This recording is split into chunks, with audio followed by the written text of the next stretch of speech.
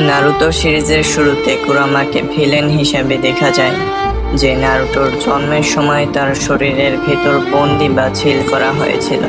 Kurama শুধু তার ক্ষমতার জন্যই নয়, বরং তার প্রখর বুদ্ধি এবং শেষ পর্যন্ত করা মহান ত্যাগের জন্য ভক্তদের হৃদয়ে বিশেষ জায়গা করে নিয়েছিল।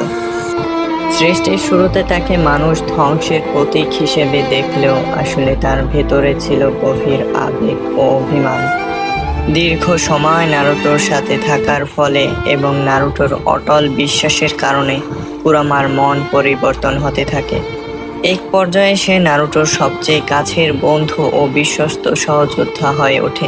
কুরামা হলো 9টি লেজ বিশিষ্ট একটি শক্তিশালী দানব বা বিজু, যার ছিল অপরিসীম চক্র বা শক্তি। তাদের এই শক্তিশালী বন্ধনই নারুটোকে যুদ্ধের ময়দানে অজেয় করে তুলেছিল।